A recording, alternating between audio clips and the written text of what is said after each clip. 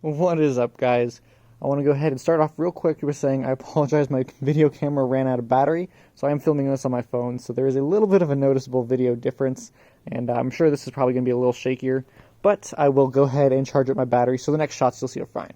But regardless, I'm sure the reason you clicked on this video is because you already saw the title, but if you don't know, a few months ago I went ahead and swapped in this Pathfinder transmission into my Z, and I think I'm probably the first one to have ever done the swap. And the reason is because you kind of have to, try to get in here close, you have to build this custom shifter bracket. If you haven't watched that video and you're just interested in it, definitely go watch it. I also have a write-up on my website under the write-ups tab.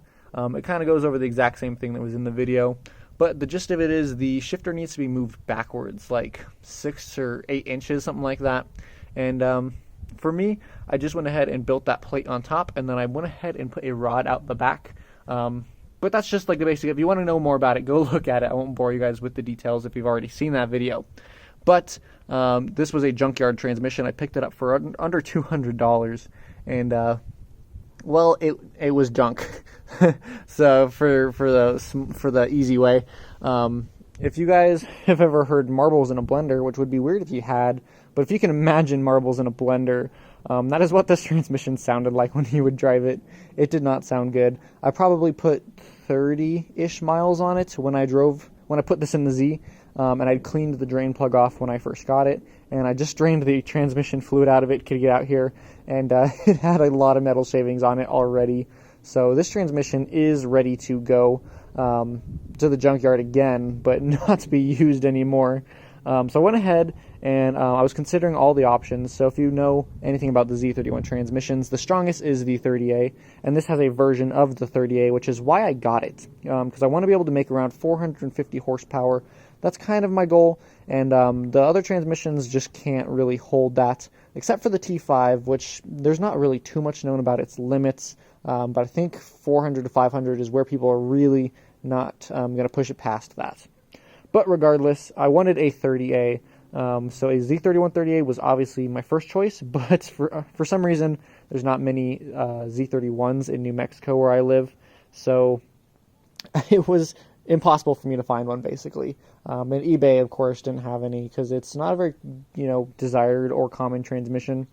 So I went ahead and looked at the Z32 30A, and the closest one I could find was in Texas, which was about a 12-hour one-way drive, which is a very long drive, and it was $1,500, which, that's a lot of money, plus the gas to get there, and then probably staying in a hotel, and then driving all the way back. It adds up pretty quick. We're talking probably close to $2,000.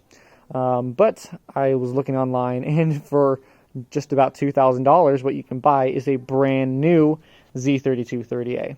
So I went ahead and got this one. I ordered this one from Tasca Parts. They were the cheapest that quoted me. So they have like an online price plus online shipping calculator, and the price was just under $1,700. And then the shipping was around $250, I believe, and then tax was another $150 or something. So in all, I was looking at around $2,100, I believe, for this transmission. But when I ordered it, they had contacted me and said, hey, it's actually going to be more expensive to ship it. It's going to be $400 instead of $200. So I had to pay them another $200, making this a $2,300 transmission. Now, I did look around, and I actually had found one that was cheaper, but I had already ordered this one, so I went ahead and just paid it. But Z1 Motorsports actually sells this transmission, and their base price is like just under $1,900, but with shipping, it's around $22. So if you're looking at a Z32 30A and you want a brand new one, you're looking at around $2,200, as of this video at least, and you're going to be getting the one from Z1 Motorsports. So, long story short, I bought a brand new one. I don't want to have to worry about it, and it was quite arguably the cheapest that I could get a reliable transmission for. I saved up because I really, really wanted it, but I am super duper happy we have it. You can see just how shiny it is. It's just beautiful. Now, unfortunately, we can't use it as is. If we wanted to do that, you can see the starter here. If you know a Z31 starter, it doesn't look like that. It looks like this, where it's got a little hole, and it bolts to the engine side. But this one actually bolts onto the transmission, and it comes from the back to the front. So it disengages, and then when you engage it, it goes forward into the ring gear. and then on the Z31, it goes from the forward to the back. So the reason, or because of that, we have to change the flywheel and the starter. So we'd have to get a Z32 starter and a special Maxima flywheel. You can't use a Z32 flywheel because those are 8-bolt cranks, and ours is a 6-bolt crank. So you have to use like a 90s Maxima with the VG, and it has to be 6 bolts with the flywheel in the front. And it's the only one that I've found to buy was a Fidanza aluminum lightweight one. But the issue with that is it was around $500 or $600. And so the Z31s are like $300, and I already had a Z31, so I wasn't going to go spend more money to get what I already have. So I just decided to get the Pathfinder bell housing, and we're going to swap it over, even though it's a little dirtier. It does look like it's going to be a perfect swap. I've already kind of taken measurements. It is basically the exact same transmission case and everything. It's just a little bit different in the shifter region. So you can see the Z32 has a plate up here with an extension out the back, and that's how I modeled my Pathfinder in order to make it correct. But it's just a little bit different. If you unbolted this, you would see 2 rods in here, one that's connected to this, and then one that goes forward into the transmission. So it's got a rod pushing a rod, basically. And then that one just has a single rod. Again, watch my video if you have more questions on that one. But what we're going to go ahead and do is swap out the front half, and then it will bolt on with the flywheel and starter that we have. And then the back half, this is actually too long for the Z31. It would push it way too far back, and you'd actually have to cut a little bit of your transmission tunnel to make it fit. So we don't want to do that. So what we have is a product from Excessive Manufacturing, which is a shortened shifter bracket. Oof. So this is actually made when you want to put this transmission into a S13, I believe. But it works the same way. This is going to it's going to bolt onto here like that, and it moves it forward. Now you can see this rod underneath is way too long now. So we're going to go ahead and I don't want to call it depin, de-spline this U-joint right here. And we're going to go ahead and install their shifter bracket. I believe these are instructions, so we'll go ahead and read those when we get to it. But that's going to go ahead, just get rid of this whole thing and put it right here so that it moves up, I believe, 3 inches or so that it makes it fit perfectly right where the shifter should. It's going to have a great ergonomic feel. It's going to be absolutely perfect. So that is the basic of what we're going to do, guys. It is a long-winded explanation. I'm super happy with what we have here. You can see it actually came with a brand new Z32 clutch fork and throw-out bearing. We're going to go ahead and probably use the one from the old bell housing because I know that one works correctly, and I'm not sure. They look different, and this one is also not cast like that one is. That's a 350Z clutch fork. So we're going to go ahead, swap everything over. It should be absolutely perfect, and then we'll get this back in the Z. So I'm going to take you guys along with that. First thing I'm going to do is swap over the bell housings, so let's go ahead and dive into that. Alright guys, so here we have the transmission in my shed, and I've gone ahead to take the bell housing off. You have to take off all these bolts back here. Now what I went ahead and did is just loosen them all evenly, so it is still sealed. You actually can kind of see there's a little bit of like silicone or something sealing it. So I just loosened them, cracked them so that I know I can get them all off. And then I came over here to the front, because typically you have to take off, I don't know what this piece is called. This is plate, front seal plate or whatever it is. And I realized, so I took off one of these 3. You can see these 3 are a different color. I think that is because when I took off, I think it was this one, fluid started coming out. So I believe these bolts, those 3, go through to the actual case, and these other 3 probably just go into like a sealed off hole. So if you took them out, it wouldn't drain. Luckily and unluckily, this transmission is filled from Nissan, which is nice of them, but now we have to deal with a bunch of transmission fluid. So I'm going to go ahead and drain all that out, and then we're going to tip this up on end, so the back is facing downwards. Try to get all of the fluid to drain into the rear casing, because remember, we're keeping the rear casing, so we don't need to worry about that having fluid in it. But we do need to take off this top, the bell housing, and that's going to get fluid all over if we don't do that. So we're going to go ahead and see how much we can get out here. It is nice, clean fluid, which I do appreciate, but it is not what we're looking for at this moment. So yeah, I'm going to go ahead and take care of that, and we'll see what happens. Alright guys, so you can see we got this front plate off here, and the reason we need to take that off is right in here. If you can see, let me point it to right there. There's a snap ring that goes around this front bearing. Now when you go ahead and just pry that off, it's really easy. I've done it on my 71C. The reason we take that off is because this bearing won't be able to slide backwards and out without taking that out. It basically just keeps it in the correct spot. So once we get that snap ring off, this entire front piece should be able to slide off. We just have to overcome the friction of the silicone. But I went ahead and drained the fluid. I did that by putting the tail end up on that right there, and then using that to lift the bell housing. And I rolled it on its side and actually drained it out of the fill port. That's just how I did it. That's not to say it's the way to do it, but it was definitely a difficult project, because normally if it's in the car you can just drain it, but this was not up, it was not in the air, and honestly it's a little bit too heavy for me to lift by myself. I should probably go to the gym if I wanted to, and I probably could have gotten someone else, but I didn't want to like mar any tables or anything that I was working on, so this seemed to be the best way of doing it, and it worked for me. So I'm going to go ahead, take that snap ring off, and we're going to see if we can get this bell housing off. What I'm going to do is flip this up on its tail end, and that's going to be a little tricky because of this rod. We do have to remove it for the shifter later, but we'll probably just stack some 2x4s up for the moment to kind of get it up and out, so we can just lift the bell housing straight upwards and then swap the new bell housing onto it, or the old bell housing onto the new transmission. So let's try that out. Alright, so I did get that snap ring off. I used a combination of these snap ring pliers and then just like some picks to get up back behind it. And then I also realized this rod right here, it had this big washer and then also a snap ring, an actual snap ring on it. So you do need a pair of these. You technically can use like a couple pairs of flat blades to kind of get under it, but I really recommend a plier like these. And then I did kind of scratch the back a little bit, the black surface here. Thankfully, this is not a sealing surface, it is just a mating surface.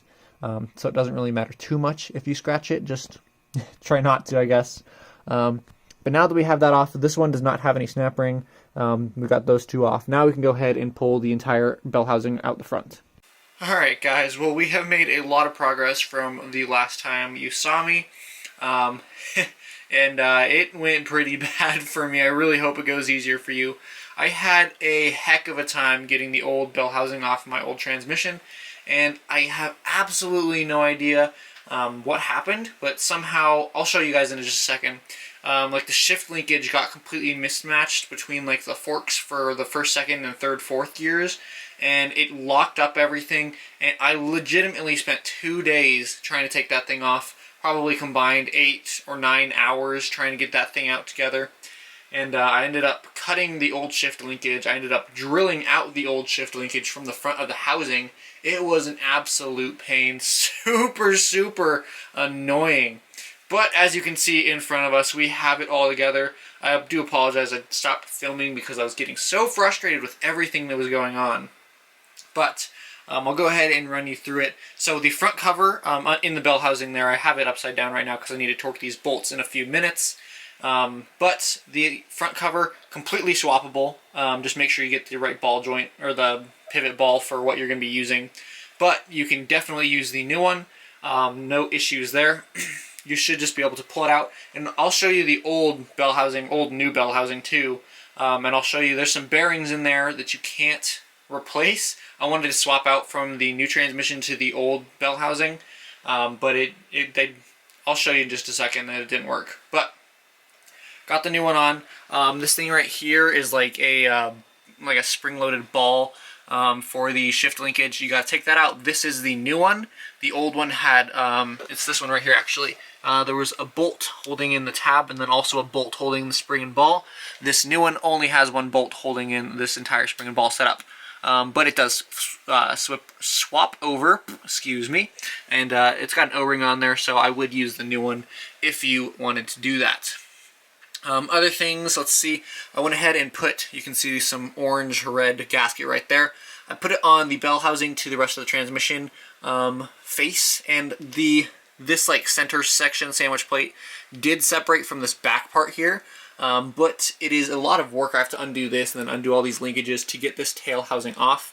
So I am just hoping, I'm crossing my fingers, that the original Nissan RTV will seal just as well once it's torqued back down again.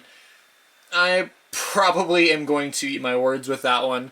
I should just spend the extra half an hour right now taking this out and punching out all the pins in there to reseal it myself, but I just really don't feel like it. So if this does leak, I'm going to be doing this whole process again in the future. But I've gotten it down to like 2.5 hours to get the transmission out, so it's not the worst thing in the world. But again, I'm probably sure I will eat my words on that. I would go ahead, you undo this, and then there's like some pins in here you punch out with a punch, and then the tail housing will come off. So let's see, I got that, and then you may notice that this shift linkage right here is not what it was in the stock form. So the stock piece had this guy on it, and you can see I've cut one of the ears off. And the reason you have to cut one of these ears off is for the short shifter kit. So this piece right here, you can kind of see those little like holes that it sets in on.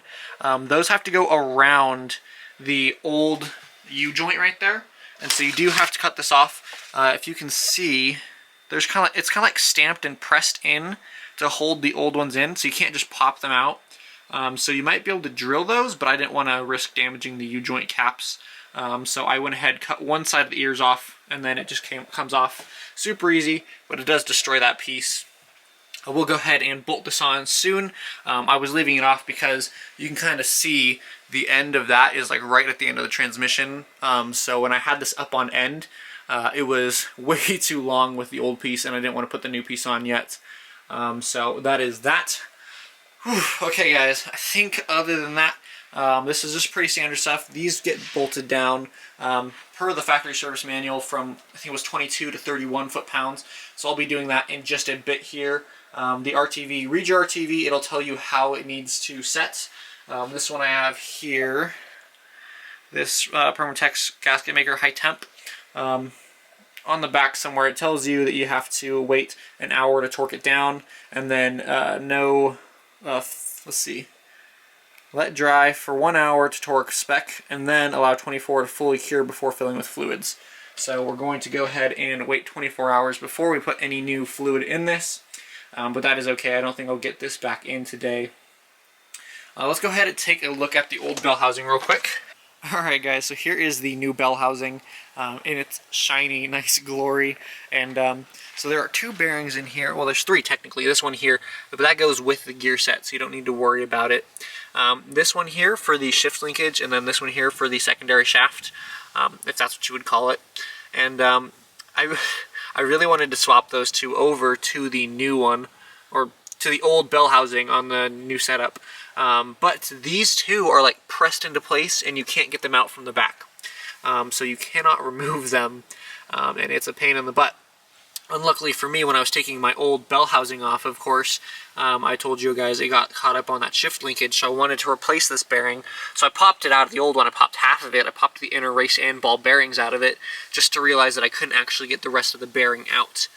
So that was a big upsetty spaghetti time for me when I realized now I just broke my old one and I can't get the new one out. So what I ended up having to do, there's like a top cover on here. I popped that off, and then I was able to, I put 3D printed a sleeve, and I pulled the inner bearing and race to come up and out into that sleeve, took it to the old bell housing, and then I dropped it back into the old one, and then tapped the cover plate back on. It is definitely not ideal. I really wish I had just realized that I couldn't replace those in the first place, and I would have just left it. I mean, the ball bearings were like dirty and everything, but I could have sprayed brake clean on them or something. So it really was a pain in the butt. But there you go, guys. This is the old, and let's go ahead and look at the old transmission real quick, and just kind of look at it for fun. Alright guys, here's the old transmission. I apologize, the angle here is not great, because if I stand in the sun, it's going to be kind of an issue. But here's the old one. You can see the bell housings off of it. And let's go around this side so it's kind of right side up to you.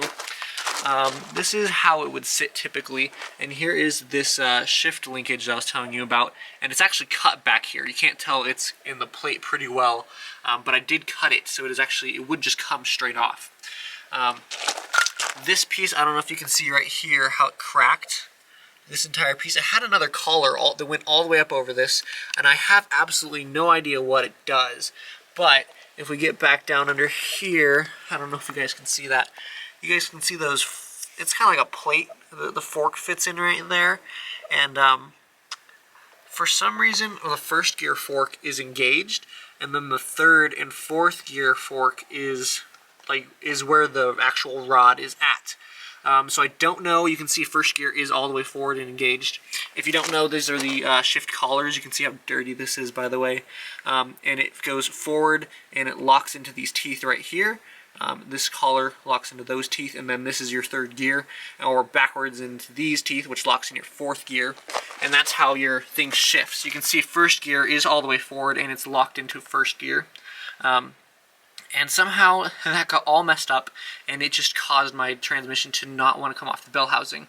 And it was really, really annoying. You can see I ended up drilling out the front of this. This should be a solid shaft, and I drilled it out, and then I stuck an extension in there, a 3/8 inch extension, and I hit it with a really, really heavy hammer to finally pop it out. I think drilling it out also helped it flex a little bit more than just a solid, I think it's like a 16 or 18 millimeter rod. So it was just an absolute pain in the butt. But yes, you can see this is the new, or the old transmission. It is super duper dirty. And one thing I didn't realize until just a couple days ago, or I didn't realize till today, and it's been a couple days, if you can see the faces on these, on the blades right here, they're smooth. And it's not that it's bad to have a smooth blade, but they should be machined. It should have a machined finish. You should see little ridges, kind of like you do on the edges of like these right here. But all of the gear faces are smooth. You can kind of see right there, there's the faintest indentation of those ridges. But these are all really, really smooth. So this transmission did live a hard life. I'm guessing the Pathfinder I took it out of, it didn't have a dash. I really wanted to check the mileage. But this had to have been over 200,000 miles. There's no way, and then probably like only one transmission service in its life, because this is just absolutely destroyed. This is definitely what you don't want to see on your gears. You don't want them to be smooth faced. You want them to have that kind of ridge, because I believe that helps them actually retain oil, and then also not wear down as fast because the oil is retained. So this is just, it's cool to see, but it definitely explains why I was making some really bad noises in my car. It is very interesting. So there you go, guys. I don't know, I'm going to continue this video. I'm going to go ahead and put the transmission back in, but that's probably going to be tomorrow. So I don't know where we're going to pick up, so I hope you guys are still finding this interesting and entertaining, because tomorrow we're going to pick up and hopefully get that back in. Alright guys, hopefully you can see, but the transmission is in. Right, there's the new casing. I got my exhaust back on, got the starter back on. Every single thing is back on, and it looks really, really good. I'm super happy with how everything lined up. The only modifications you need to make are you have to slot this mount right up in here. If you guys watched my Pathfinder install video, you'll know what I'm talking about. And then I cut these barbells off so I could fit that guy up in there. But other than that, no modifications needed. You can use these stock holes. You should have the holes in the right spot if you are at 87-389, but 84-386 you're going to need to slot it so that these will match up. Other than that, let's go up to the top and look at the shifter position real quick. Alright guys, this is the one part of the build that I'm not 100% thrilled with, but I think it will be just fine regardless. You can see it is touching right there.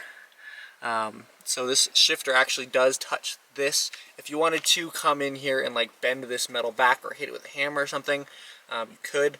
I'm not sure how much the engine will flex. I do have one solid motor mount, the other one is a stock, so there is a little bit of flex in it. So if this becomes a problem, I will go ahead and probably try to pull that in just a little bit so that it doesn't squeak or whatever it's going to do. But other than that, the shifter is in a nice place. Put this up here real quick.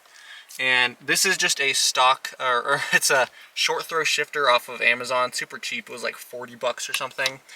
You can see the engagement first and fifth. It's super short.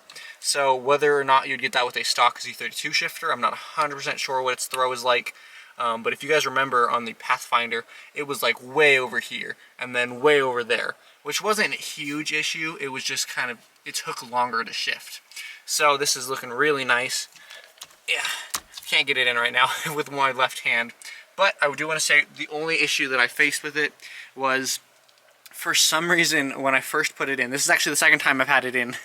As always, everything was a little bit challenging on this car, but the first time I put it in, I got everything together, I got it all in, and then I put the drive shaft in, and for some reason I could not get the drive shaft to turn to put in the bolts on the far side of the drive shaft flange. And I was so confused. I had it in neutral, I checked, I went through the gears and everything, and no matter what I did, unless I pushed in the clutch, it was locked. Like, I could not move the drive shaft at all. So I ended up taking it out. I took both casings, the front and the back, off. So if you guys remember earlier, I was like, oh, I don't know if I'm going to reseal the back end. Well, I ended up resealing the back end because I had to take it off. But it was super weird. I was looking at it, and all the clutch forks looked like they were in neutral. So I have absolutely no idea what was keeping all the gears locked together. I noticed when I could get it to spin, for some reason, like, it was a 1-to-1 ratio constantly. So it was like fourth gear was jammed or something. But eventually, at some point, I put it into one gear that I knew could spin, and then I just grabbed the input shaft and the output shaft really hard, and I just twisted as hard as I could. And that freed it up. I don't know what it was. This is a brand new transmission from Nissan, from a Nissan dealer. So I am really not sure what the issue was. I'm not sure if I could have just twisted really hard on the drive shaft while it was in here and done the same thing, or if there was something really weird in the casing when I put the new bell housing on. I am not sure in the slightest, but it works now. The drive shaft does spin freely, so I am super duper happy with that. Guys, if you stayed this long, I'm super thankful for you for staying here and watching this entire video. A drive video where I'm driving with this new transmission will be coming soon, but I have a lot of upgrades coming to the Z.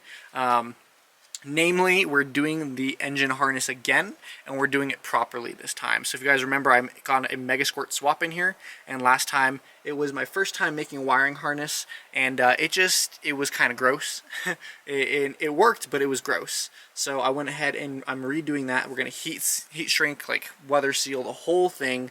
It is going to be beautiful. So keep your eyes on the channel for that. Should be coming up very soon. We've got a bunch of different things, and then hopefully at some point here in the future we're going to be doing the front end swap to a Kuki, because the Kukis just look a little bit better in my opinion in the front end, and then we're going to have the great Zenki back end. So that's going to be coming up here in the future. I hope you guys are excited for that as I am, because I am super excited for that. Otherwise, guys, if you have any questions about what happened here, definitely drop a comment down below, and I will do my absolute best to answer it. And I'm super thankful for you guys once again. Thank you for watching, and I will see you guys later.